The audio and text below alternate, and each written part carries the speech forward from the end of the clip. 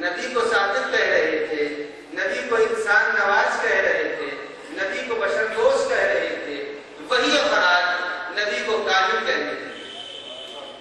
نبی کو جادوگر کہتے ہیں. جو لوگ نبی کو بشر دوست کہہ رہے تھے وہ ان کے پیچھے پتھر لے کے دوڑ رہے تھے. جو نبی کو انسان نواز کہہ رہے تھے وہ معاشرے کے لیے مفید سمجھ رہے تھے. جب یہ حالات سامنے آئے تو قرآن مجید نے قسم کھائی اور اللہ نے قسم کھا کے کہا والسماء ذات الحبک، آسمان کی قسم جس میں راستے پائے جاتے ہیں. آسمان کی قسم جس میں راستے پائے جاتے ہیں. تم اپنے قول میں متحد نہیں ہو، کبھی تم کچھ کہہ رہے ہو کبھی تم کچھ کہہ رہے ہو. اختلاف تمہاری باتوں میں پایا جا رہا ہے. جس کو تم نے کل تک امین اور صادق کہا آج اسی نبی کے لیے تم کہہ رہے ہو یہ کاہن ہے، اسی نبی کے لیے کہہ رہے ہو یہ جادوگر ہے، اسی کو اپنے معاشرے کے لیے دشمن سمجھ رہے ہو. یاد رکھنا جس کسی نے تمہاری باتوں پر بھروسہ کیا وہ گمراہ ہے، اور جس نے تمہاری باتوں پر بھروسہ کیا وہ ہلاک ہو جائے گا. اور جس کسی نے تمہاری باتوں پر اعتماد کیا وہی غافل ہے، وہی غفلت میں مبتلا ہے. عزیزان گرامی یہ تھا قرآن کی آیت کا پس منظر جو میں نے آپ کی خدمت میں مفہوم آیت کی بتا دیا کہ پروردگار عالم پیغمبر اکرم صلی اللہ علیہ وآلہ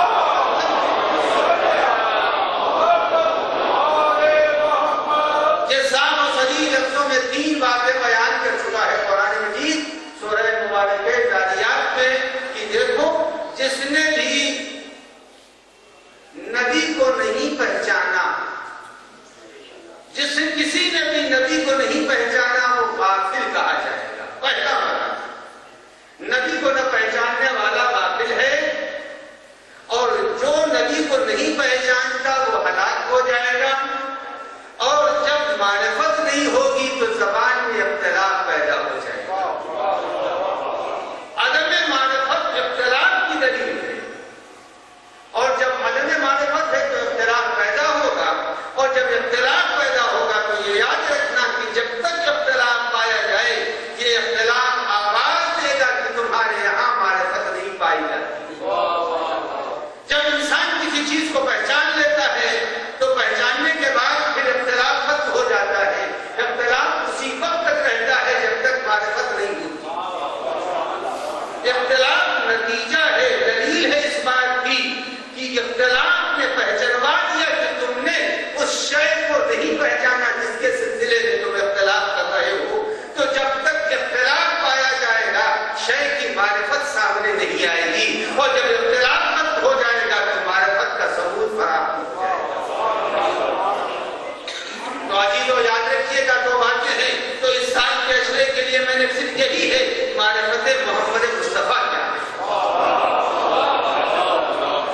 اگر انسان کو معرفت پیغمبر حاصل ہو جائے تو اختلاف ختم ہو، اور جب تک اختلاف باقی ہے اس کے معنی ہے معرفت پیغمبر حاصل نہیں ہے. اس لیے کہ اختلاف دلیل ہے عدم شناخت. اگر اس وقت حاضرین میں سے کسی کے ذہن میں یہ ہے کہ یہ پٹا مخمل کا ہے یا ریشمی ہے، اس وقت تک یہ اختلاف کرے گا جب تک یہ قریب سے اس کو دیکھ نہ لے. لیکن جب قریب سے دیکھ لے گا تو اس کو احساس ہو جائے گا یہ مخمل ہے یا ریشمی ہے، یہ سنہرے تار اصلی ہے یا نقلی ہے. یعنی جب تک کی شناخت نہیں ہوتی اس وقت تک انسان کے زبان میں اختلاف کے لہجے پائے جاتے ہیں، مگر جب شناخت ہو جاتی ہے تو اطمینان قلب میں پیدا ہو جاتا ہے. عزیزو یہ بات جب طے ہو گئی کہ اطمینان قلب اسی وقت ہوگا جب انسان کسی چیز کی معرفت حاصل کر لے. اب قرآن کریم نے بہت دور سے ایک بات نقل کر دی کہ والسماء ذات الحبک. یہ بتاؤ میں قسم کھا کے کہہ رہا ہوں، قرآن کہہ رہا والسماء ذات الحبک، قسم ہے اس آسمان کی جس میں راستے.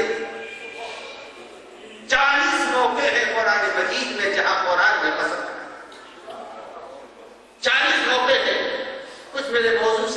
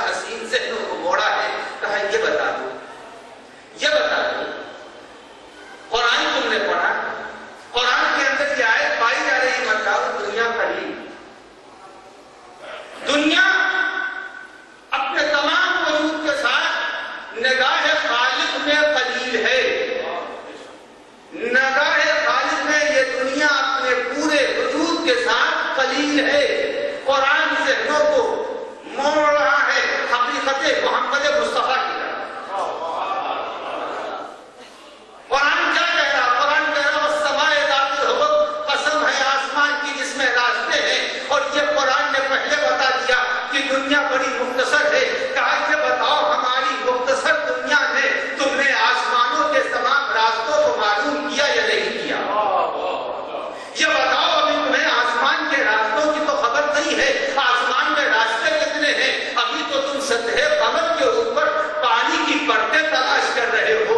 اگر تم مریخ کے سطحوں کے اوپر اتر کر کے تم ابھی پانی کی تلاش کر رہے ہو، ابھی تمہیں پھیلتی ہوئی دنیا کا علم نہیں ہے، ستاروں کا علم نہیں ہے، چاند کا علم نہیں ہے، حرارت شمس کے قریب نہیں جا سکتے ہو، جو سورج کی حرارت کے قریب نہ جائے، جو ستاروں کی تعداد کو نہ بتا سکے، جو قمر کی سطح پر اتر کے اس کی گہرائیوں کا اندازہ نہ رکھتا ہو، جو ستاروں کی حقیقتوں کو نہ جانتا ہو، جب کائنات کی مختصر دنیا کو تم ابھی نہیں پہچان سکے ہو، جب تم نے ستاروں کو نہیں پہچانا، جب تم نے چاند کو نہیں پہچانا، ہم نے بار بار قسم کھا کے کہا والشمس وضحاہا، یہ بتاؤ میں نے قسم کیوں کھائی تھی؟ تاکہ تمہارا ذہن چونکے خدا قسم سورج کی کھا رہا ہے، قرآن قسم چاند کی کھا رہا ہے، قرآن قسم دوسری چیزوں کی کھا رہا ہے۔ اب قرآن نے کہا میں نے قسم سورج کی کھائی، تم چونکے نہیں، میں نے چاند کی قسم کھائی،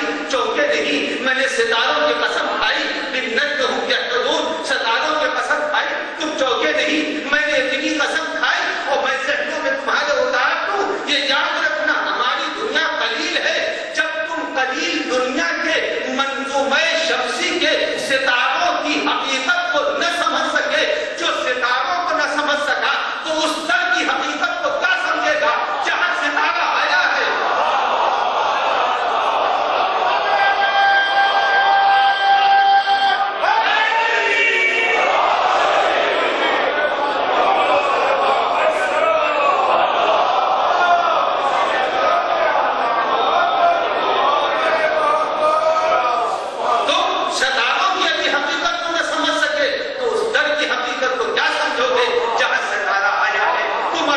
سورج کی حقیقت کو اس کی گرمی سے تم اس کے قریب نہیں جا رہے ہو، جس سورج کے تم قریب نہیں جا سکے، اس سورج کو جب تم نہ پہچان سکے تو اس سورج کے مالک کو کیا پہچانو گے جس کی انگلیوں کے اشارے پر سورج اپنے مقصد سے چلا؟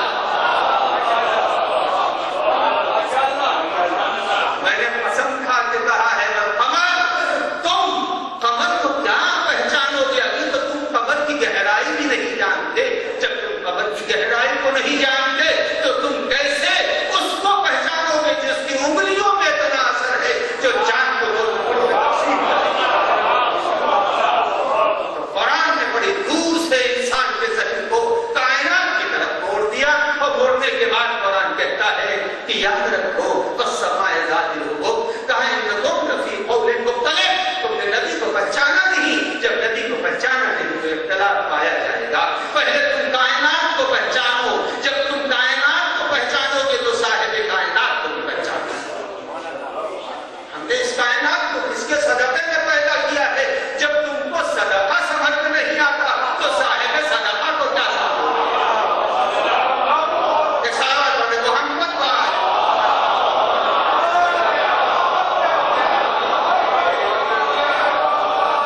حقیقت مرسل اعظم کو سمجھنے کے لیے انسان کو پہلے کائنات کو سمجھنا ہے۔ چلیے یہ موضوع بہت پرانی ہے، کائنات کو سمجھنے کے لیے اشارہ کرتا رہوں گا۔ اب آئیے، جب انسان نبی کو نہیں پہچانے گا تو یہ بتائیے پھر وہ مسلمان کیسے کہا جائے؟ جو نبی ہی کو نہیں پہچانتا، یہ بات اپنی جگہ پر طے ہے کہ دو حقیقتیں ہوتی ہیں، ایک حقیقت ظاہر ہوتی ہے، ایک حقیقت باطن ہوتی ہے۔ ایک سیب ہے، اب سیب میں کتنے وٹامن ہیں یہ اس کا حقیقت باطن ہے، اس کو ہر آدمی نہیں بتا سکتا کہ اس کے اندر آئرن کتنا ہے، سوڈیم کتنا ہے، کیلشیم کتنا ہے، اسے تو وہ اس کا حقیقت باطن ہے۔ لیکن اتنا تو ہر آدمی پہچانتا ہے، سرخ سیب ہے، کچا سیب ہے، پختہ سیب ہے، داغدار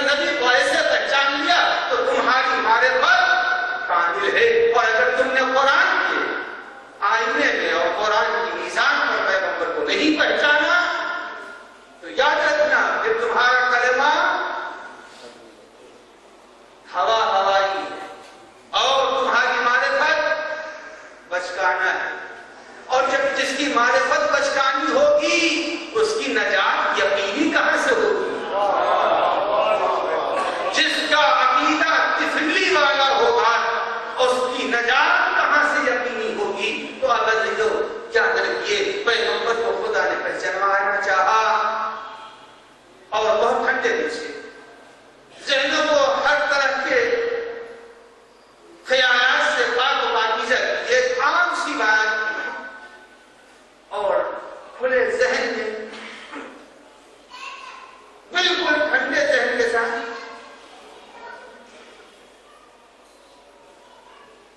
پہلے کتابوں کے اندر جو تصور نبی پیش کیا گیا ہے اس تصور نبی کو آپ خوب سمجھتے ہیں اور ماشاءاللہ مجلسوں نے خوب آپ کے ذہنوں کو عادی بنا دیا. میں صرف اشارہ کر رہا ہوں اور صلاح عام ہے یاران مبتدا کے لیے خوب تصور کیجئے کہ یہ جو بات آج پیغمبر اکرم صلی اللہ علیہ وسلم میں یہ ہے ہمارا نبی اس منزل پر فائز. پہلا مرحلہ یہ ہے کہ جناب آدم فرماتے ہیں کہ میں نے عرش کے اوپر دیکھا لا الہ الا اللہ محمد رسول اللہ. آدم کہتے لا الہ الا اللہ محمد رسول اللہ یہ جناب آدم نے فرمایا میں نے عرش کے اوپر یہ لکھا ہوا دیکھا تھا. اب یہ رسول دنیا میں آیا,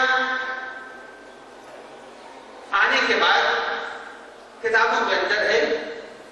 اب جس کسی نے بھی لکھا قرآن کی آیت تو نہیں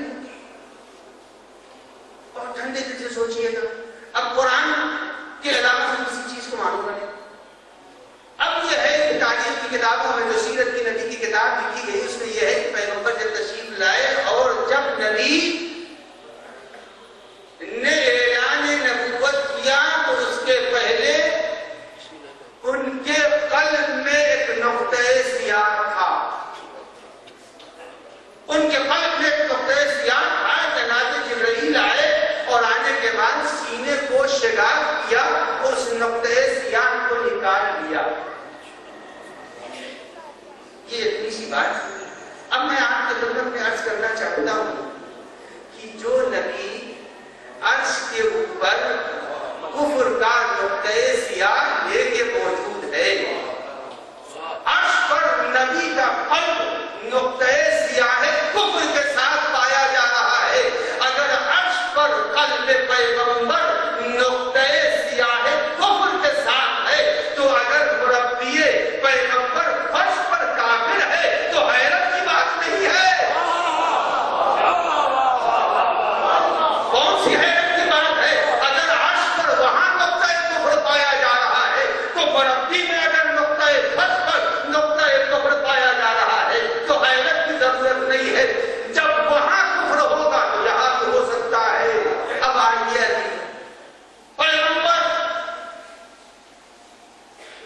کا ایک ارشاد, جتنے میرے نوجوان ہیں خوب غور سے سنیں, کتابوں کو پڑھتے بھی رہیں اور ایسی باتوں کو معرفت پیغمبر کے لیے نفس تصور کریں. پیغمبر زمین پر تشریف لائے اور آنے کے بعد جو نقطہ سیاہ کے قلب سے نکال دیا گیا. اچھا پیغمبر کا ایک ارشاد ہے, پیغمبر کا ارشاد ہے کل مولود, بچے کو حدیث یاد ہے, کل مولود یولد علی فطرت الاسلام, ہر بچہ فطرت اسلام پر پیدا ہوتا ہے. پیغمبر نے یہ فرمایا کل مولود, ہر بچہ نہ زمانے کی قید ہے نہ مکان کی قید ہے نہ عصر کی قید ہے. جو بچہ پیدا ہوگا زمین کے اوپر وہ بچہ اسلام کی دینت و فطرت لے کے پیدا ہوگا. دنیا کے بچے پیدا ہو تو فطرت اسلام پر پیدا ہو. عبداللہ کا بیٹا پیدا ہو صحابہ پر محمد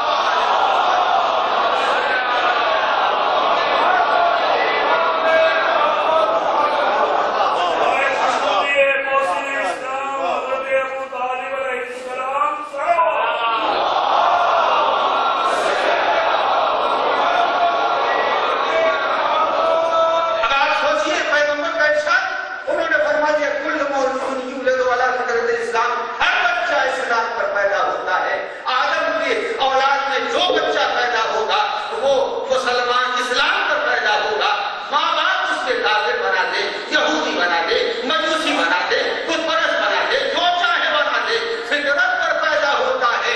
یعنی اسلام کی فطرت پر ہر بچہ پیدا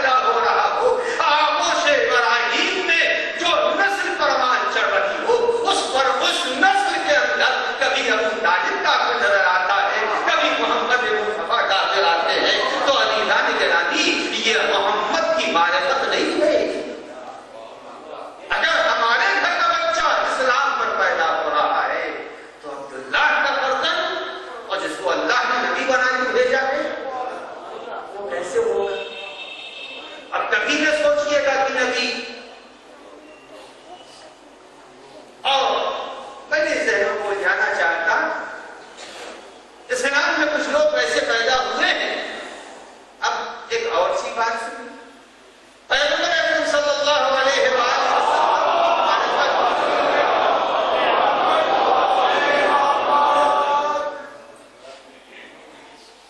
ان کی معرفت اگر ان کے حرم میں کوئی جائے جا وجہ سے یہ آواز سننے میں آتی ہے یہ تو مٹی ہو چکے ہیں مر چکے ہیں. جن لوگوں نے بھی یہ سعادت پائی ہے وہ جانتے ہیں کہ وہاں لوگوں کے آواز برابر ہے ان سے مانگنا کہ وہ مر چکے ہیں مٹی ہو چکے ہیں خاک ہو گئے ہیں.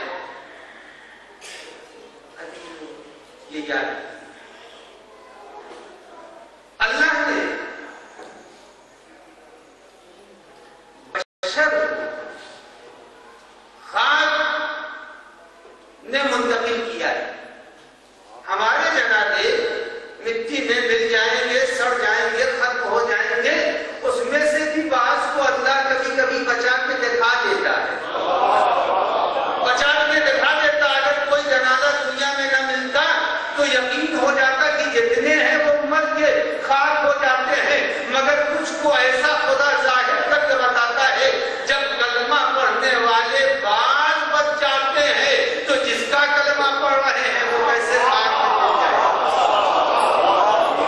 آئیے ذہنوں کی کمزوری اور معرفت کی کمی آج پیغمبر اکرم صلی اللہ علیہ وآلہ وسلم کے لیے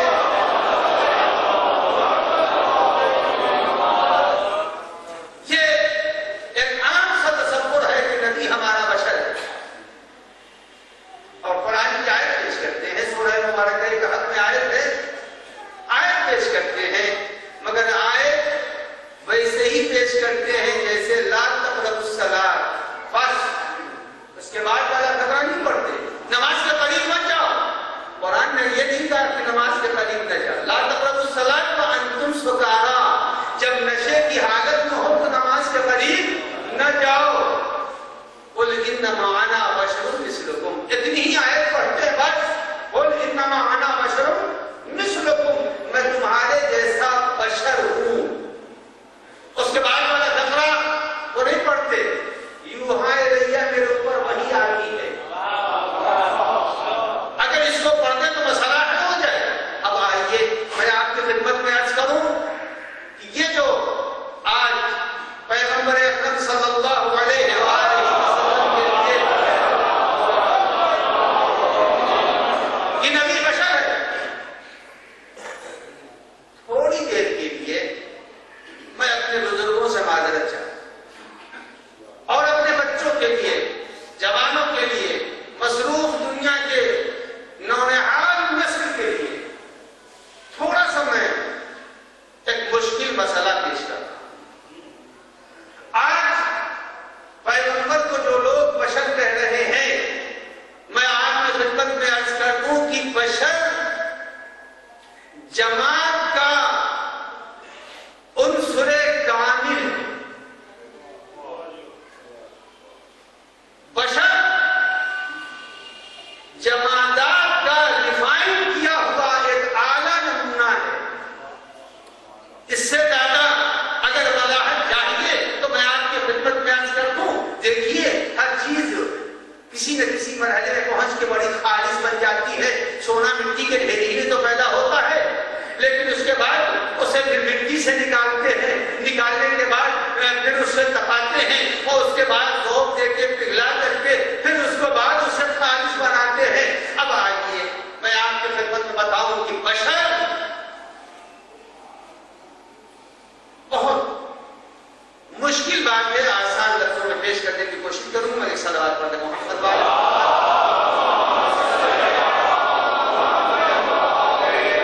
صلوات بھیج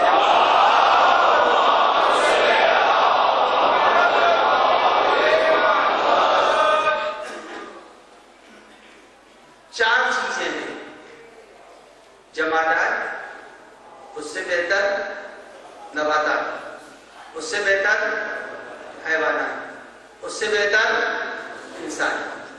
یاد رکھیے یہ 4 ہیں اور 3 ہی آج بیان کرنا ہے، چوتھا خود آپ کے سامنے آ جائے گی، چوتھی بات خود سامنے آ جائے گی۔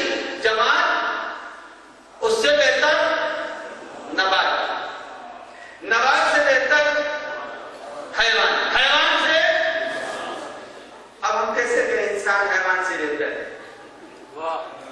ہم نہیں کہہ سکتے، اس لیے کہ جب تک انسان انسان کو قتل کر رہا ہے ہم نہیں کہہ سکتے انسان حیوان سے بہتر ہے، ہم نہیں کہہ سکتے۔ بہرحال یہ انسان بہرحال کہیں مان لیجیے انسان بہتر ہے، اس لیے کہ بندر کو ابھی ریوالور چلانے شاید نہیں سیکھنے کو دی گئی ہے۔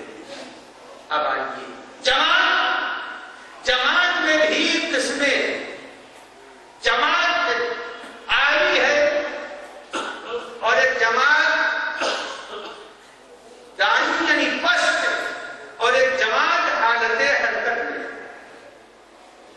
اب آپ کے سامنے مثال، جماعت یہ جتنے بھی پتھر روڈ کے اوپر پڑے ہوئے ہیں، سڑکیں بنائی جا رہی ہیں، جماعت ہے، پتھر ہے، لیکن یہ پتھر ہے اور نہایت گرا ہوا ٹھوکروں میں آنے والا پتھر ہے، لیکن پتھر ہی کی ایک قسم عالی بھی ہے، اور وہ کون قسم ہے جو تاج میں لگائی جاتی ہے، انگوٹھیوں میں فیروزہ بن کے پٹا جا رہا ہے، یاقوت ہے، یہ بھی تو پتھر ہی ہے، مگر یہ پتھر ہے، جماعت کی صورتیں عالی ہے۔ اب یہاں کے اوپر آئیے اور اس کے بعد میں عرض کروں کہ جماعت کی ایک اس سے زیادہ بہتر شکل ہے، ہو سکتا ہے یہاں کے اوپر اس میں سے کوئی ثبوت فراہم ہو جائے۔ پتھر ہے جماعت، مگر جماعت کی ایک عالی قسم وہ ہے جس نے ترقی کر کے اپنی حیثیت اتنی بلند کی کہ وہ نبات سے ملنے لگی۔ ابھی بزرگوں کے لیے بات واضح ہو گئی مگر جوانوں کے لیے بات واضح نہیں ہوئی۔ یاد رکھیے گا جماعت میں بھی صلاحیت ہے کہ وہ ترقی کرتے کرتے کرتے ایک منزل وہ آتی ہے جب وہ جماعت سرحد نبات تک پہنچ جایا کرتا ہے۔ اب آئیے میں آپ کو قرآن سے مثال پیش کر دوں، یعنی جماعت میں ایک ایسا پتھر ہے جس کے اندر قوت حس پائی جاتی ہے، قوت نمو پائی جاتی ہے۔ قرآن مجید کہتا ہے یخرج منہم اللؤلؤ، آپ کو یاد ہے مرجان کیا ہے؟ مرجان پتھر ہے، جماعت ہے، لیکن اس نے ترقی کر کے اس کے اندر وہ صلاحیت پیدا ہو گئی جو ایک نبات میں پیدا ہوتی ہے پتھر، مگر ترقی کیا اور ترقی کرنے کے بعد اپنے کو سرحد نبات تک پہنچا دیا۔ تو عزیزو یاد رکھیے گا ہے جماعت، لیکن جماعت نے ترقی کی تو ترقی کرتے کرتے اپنے کو سرحد نبات تک پہنچا دیا۔ اب آئیے نبات، جتنے درخت ہیں یہ سارے کے سارے درخت ہیں، اس کے اندر کچھ بھی نہیں ہے، یعنی حیوانیت والی صلاحیتیں نہیں ہے، مگر قرآن مجید نے پھر پیش کیا ہے۔ اب قرآن کہتا سارے نبات درخت ہیں، مگر کچھ درخت وہ ہیں جس کے اندر حیوانی خوبیاں اور خصائص اور خصلتیں پائی جاتی ہیں۔ اب میں نیٹ کے اوپر جا کے بچے دیکھ لیں گے، کچھ ایسے درخت ہیں۔ اب درخت میں قرآن مجید کے اعتبار سے ایک درخت خرما ہے، جیسے سارے درخت ہیں وہ درخت خرما ایسا نہیں ہے، بلکہ درخت خرما کے لیے ضروری ہے کہ اس وقت تک پھل نہیں دے گا جب تک کہ مقابل میں کوئی نر درخت نہ پایا جائے، نر درخت نہ پایا جائے اس وقت تک پھل نہیں دے سکتا ہے نبات۔ لیکن نبات میں حیوانی عادتیں پائی جا رہی ہیں،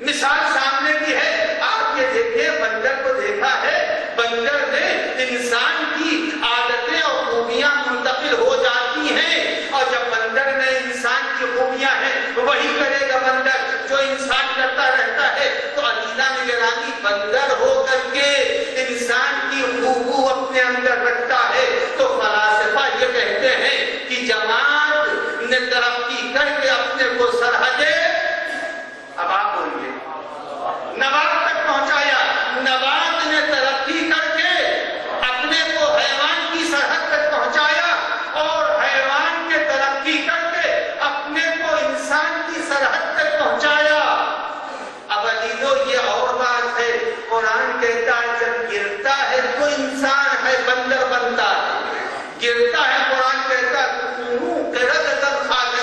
تم سب بندر ہو جاؤ، یعنی جب انسان گرتا ہے تو بندر ہوتا ہے۔ ڈارون کہتا ہے کہ انسان نے بندر سے ترقی کی ہے۔ تو عزیزو اب یہ جماعت نے نبات کا رخ اختیار کیا، نبات نے حیوان کا رخ اختیار کیا، حیوان نے ترقی کر کے انسان کی شکل اختیار کر لی۔ اب یہ یاد رکھیے گا یہ جماعت کی ترقی کی آخری حد کہاں تک پہنچی؟ انسان تک پہنچی، اور جب انسان ترقی کرے گا، جب انسان ترقی کرے گا تو انسان ترقی کر کے نہ نبی بنا ہے، نہ انسان ترقی کر کے امام بنا ہے، نہ انسان ترقی کر کے خلیفہ بنا ہے۔ یہ یاد رکھیے گا انسان جب ترقی کرتا ہے تو انسان کبھی نبی نہیں بنتا، انسان ترقی کر کے کبھی معصوم نہیں بنتا، بلکہ انسان جب ترقی کرتا ہے تو سرحد معصوم تک پہنچے گا، اور معصوم کو کہنا پڑے گا کہ سلمانو منا اہل بیت،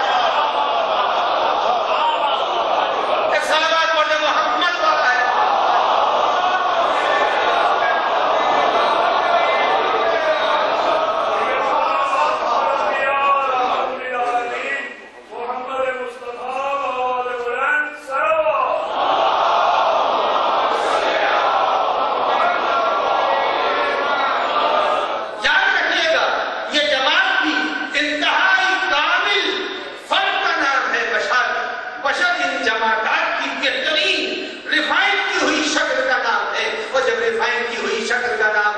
تو اب اگر کوئی نبی کو بشر کہہ رہا ہے تو اس کے معنی ہے کہ نبی کو جماعت کی ترقی یافتہ ایک فرد تصور کر رہا ہے، جبکہ قرآن نے کہا ہے کہ نبی نور سے پیدا ہوا ہے، اور جب نبی نور سے پیدا ہوا ہے تو جو نور کا ہوگا، جو نورانی پیغام لے کے آیا ہوگا، جو اس سے ملے گا۔ سلمان کے لیے کہا سلمان یعنی سلمان ایمان کو اس منزل پر پہنچ گئے۔ ابو ذر کے لیے بھی نئی حدیث ہے کہ ابو ذر من اہل بیت، تو اب بشر کہنا پیغمبر کے لیے، بشر یعنی ظاہر، بشر کے معنی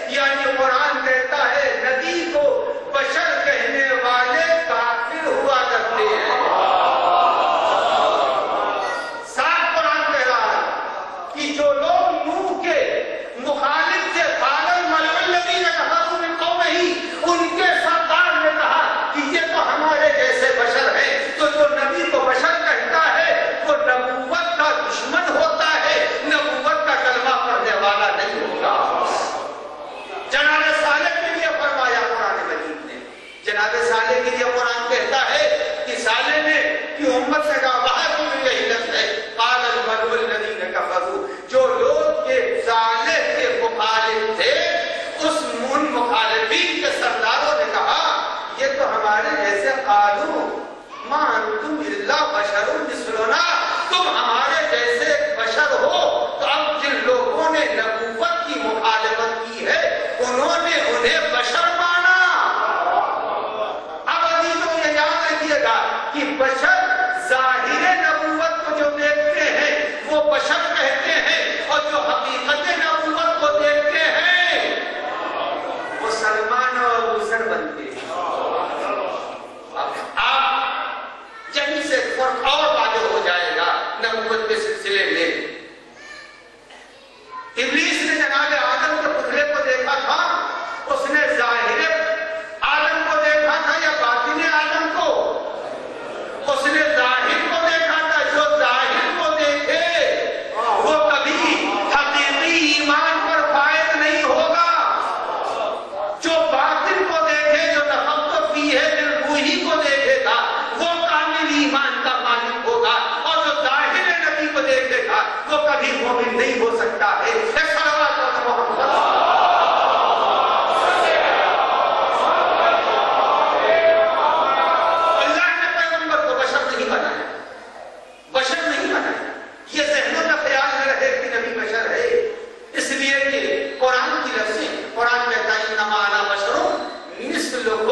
قرآن نے کہا تمہارے جیسا ظاہر رکھتا ہوں۔ بشر کے معنی ظاہر، انا بشر مثلکم، میں تمہارے جیسا ظاہر رکھتا ہوں، میں تمہاری جیسی حقیقت نہیں رکھتا۔ قرآن نے یہ نہیں کہا رجل مثلکم، انسان مثلکم، میں تمہارے جیسا انسان ہوں، میں تمہارے جیسا رجل ہوں، بلکہ کہا بشر مثلکم، جیسے تمہارے آدھا ہیں ویسے ہی ہمارے آدھا ہیں، جیسے تمہارے لیے ضروریات زندگی ہے ویسے ہی ہمارے لیے ضروریات زندگی ہے۔ مگر یاد رکھنا جو لوگ پلاسٹک کے سیب اور حقیقی سیب میں فرق نہ سکے وہ بچے کہے جائیں گے، وہ انسان عاقل نہیں کہے جاتے۔ جو پلاسٹک کے سیب اور حقیقی سیب کے اندر فرق نہ پہچانے، جو لوہے پر نکلتی ہوئی سنہری پالش میں اور سونے کے درمیان فرق نہ محسوس کرے وہ عام بازاری ہوتے ہیں۔ جو شناخت رکھتے ہیں سونا سونا ہے، لوہا چمکدار اور ہے، نبوت اور ہے، اور نبی جیسا ہونا اور ہے۔ ایک صلوات پڑھنا محمد۔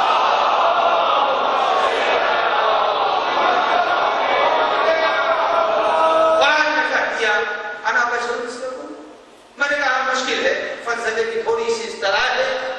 قرآن نے پیغمبر کے لیے کہا یوحا الیہ، پر اسی پر میں اس کو آج کی تمام رکھوں گا۔ انسان کو کیا کہتے ہیں منطق میں؟ حیوان ناطق، دیکھیے جانتے ہیں، سبھی جانتے ہیں، ماشاءاللہ جلدی سے بول دیا حیوان ناطق۔ انسان کیا ہے؟ حیوان ناطق ہے، یعنی ناطق نے اس انسان کو کس سے الگ کر دیا؟ جلدی جلدی بتا دیا، کس سے الگ کیا؟ حیوان سے الگ کر دیا۔ اب حیوان میں گھوڑا حیوان ہے یا نہیں ہے؟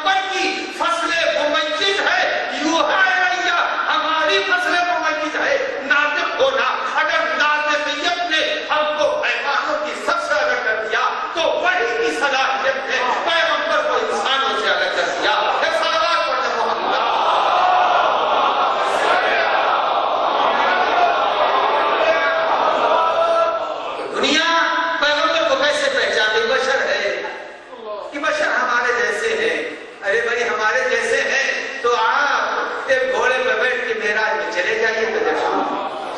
اچھا چھوڑیے معراج تو بڑی بات ہے، آپ ایک گھوڑے پہ بیٹھ کے ایک چھت سے لاہور کی دوسری چھت پہ چلے جائیے جو 1.5 کلومیٹر کے فاصلے پر ہو تو دیکھ لو۔ یعنی آپ بشر ہیں تو آپ کو سواری کی ضرورت پڑتی ہے۔ نبی وہ ہے بشر، مگر وہ بشر نہیں ہے۔ نبی وہ بشر ہے کہ جدھر سے گزر جائے درختوں نے سلام کیا، نبی وہ بشر ہے کہ پتھروں نے تصدیق کی، نبی وہ بشر ہے کہ جانوروں نے اپنے مسائل حل کرائے، ہم سے تو اپنی بیوی بھی حل نہیں کرا۔ صلوات پڑھیں محمد وآلہ۔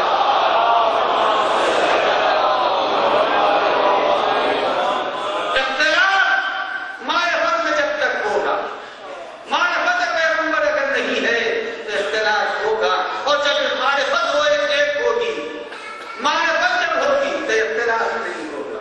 پیغمبر نے یہی کہا کہ دیکھنا، یاد رکھنا، اسی اختلاف کو دور کرنے کے لیے پیغمبر نے ایک حدیث جو بارہا سنی ہے کہ اولنا محمد وآخرنا محمد وأوسطنا محمد، کہ دیکھو اگر اختلاف ہوگا تو کوئی محمد نہیں ہوگا، چونکہ سب ہمارے ہی جیسے ہیں۔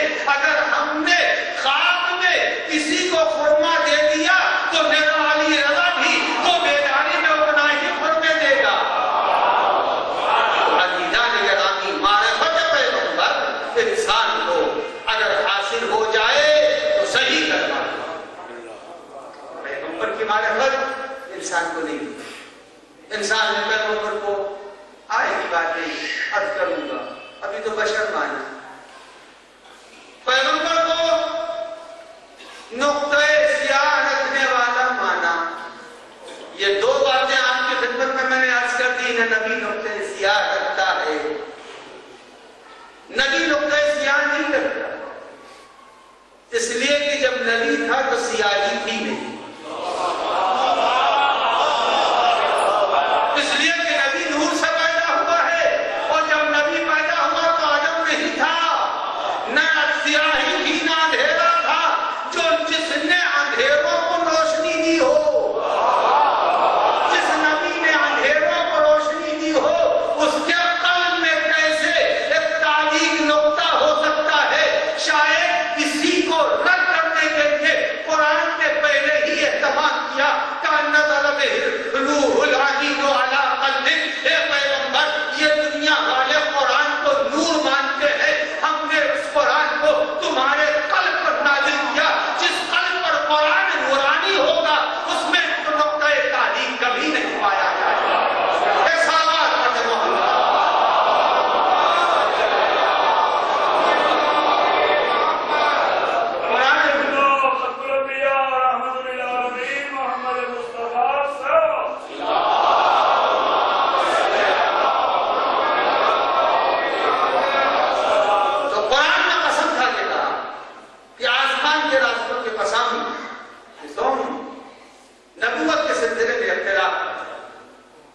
جب پہچان لو گے تو اختلاف نہیں ہوگا۔ سلمان و ابو ذر نے اختلاف نہ ہوا، انہوں نے اختلاف تو نہیں کیا، اس لیے اختلاف نہیں کہ معرفت پیغمبر تھی، اور جس میں معرفت ہوگی وہاں اختلاف نہیں ہوگا۔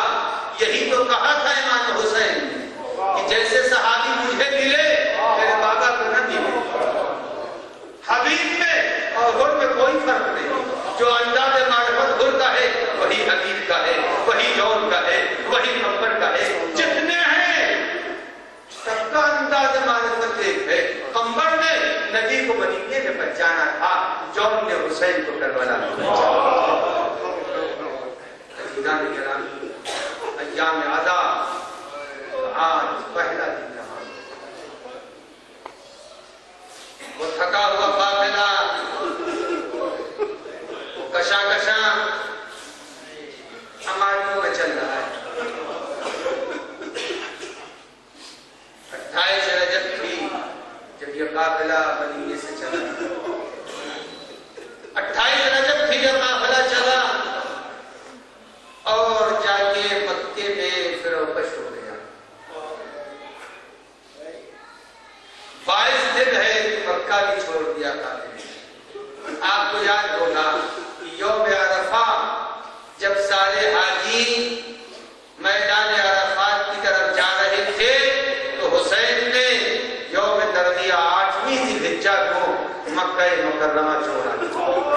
22 دن سے حسین اہل حرم کو لے کے چل رہے ہیں. اہل حرم کو لے کے چل رہے ہیں اور اس وقفے میں امام کو کیا گزری؟ امام کے محاسن سفید ہو گئے. مدینہ چھوڑنے کے بعد امام کے محاسن سفید ہو گئے. عرب کا ایک بڑا معروف شاعر جس کا نام فرزدق تھا، وہ اپنی ماں کو لے کے آیا اور مکہ مکرمہ میں پہنچا ہے حج کے لیے. اس کو یہ خبر تھی کہ فرزند رسول مکے میں فروکش ہے. امام حسین مکے میں موجود ہے، لیکن جب وہ مکے میں ماں کو لے کے پہنچا تو حاجیوں کی زبان پر تھا کہ حسین ابن علی مکہ چھوڑ دیا. جب فرزدق نے سنا اس کو حیرت ہوئی کہ جانے کعبہ اور کعبے سے جا رہا ہے، روح کعبہ اور کعبے کو چھوڑ رہا ہے. اس نے خیمے میں ماں کو بٹھلا دیا. بٹھلانے کے بعد اس نے حاجیوں سے پوچھا وہ قافلہ کدھر گیا. حاجیوں نے بتایا کہ اس سم کے لیے نکلا ہے. اس نے ماں کو بٹھلایا اور تیز رفتار گھوڑے کے اوپر سوار ہو کر کے اس رات کے لیے راہ کی طرف نکلا کہ حج حسین گزر رہے تھے. تھوڑی دور گیا تھا، اس نے دیکھا کہ خیمہ لگا ہوا ہے، کچھ چھوٹے بڑے خیمے اور لگے ہوئے ہیں. وہ قریب پہنچا اور پہنچنے کے بعد اس نے پوچھا کہ یہ کون ہے؟ یہ کون لوگ ہیں جو یہاں کے اوپر فروکش ہیں؟ انہی میں سے امام حسین کے سپاہیوں نے بتایا یہ حسین ابن علی ہیں اور ہم ان کے ساتھی ہیں، یا عزا و خالد ان کے ہیں. اس نے کہا میں حسین سے ملنا چاہتا ہوں. عباس رمضان نے کہا نہیں مل سکتے ہو.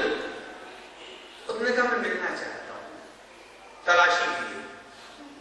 حسین نے اسی لیے تو مکہ چھوڑا تھا کہیں لباس میں کوئی خنجر لے کے نہ آیا ہو. تلاشی کی.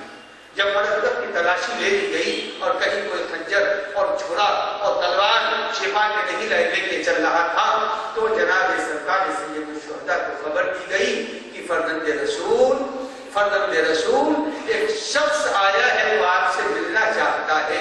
امام نے کہا بلا. فرزدق کہتا ہے کہ جب میں خیمہ امام میں پہنچا دیکھا قرآن سامنے کھلا تھا. حسین قرآن کی تلاوت کرتے جا رہے تھے اور روتے جا رہے تھے. میں نے امام کو ایسی حالت میں نہیں دیکھا تھا. فرزدق کہتا ہے کہ امام کے محاسن سفید ہو گئے. میں نے پوچھا ہے آقا اتنا جلدی آپ کے محاسن سفید ہو گئے؟ اب حسین سے فرزدق کو کون بتائے کہ فرزدق حسین کے محاسن کیوں سفید ہوئے؟ ارے حسین کے ذہن میں یہ خیال ہے ارے چند دنوں کے بعد ارے میری بہن زینب کا پردہ ختم ہو جائے گا. عزیزان گرامی فرزدق سے بات ہوئی. فرزدق پھر حج کے لیے نکلے. امام نے قافلے کو بڑھایا اور چلتا رہا قافلہ. چلتے چلتے قافلہ آج محرم کی پہلی ہے اور کل وہ دن آنے والا ہے کہ جب قافلہ والد میدان کربلا.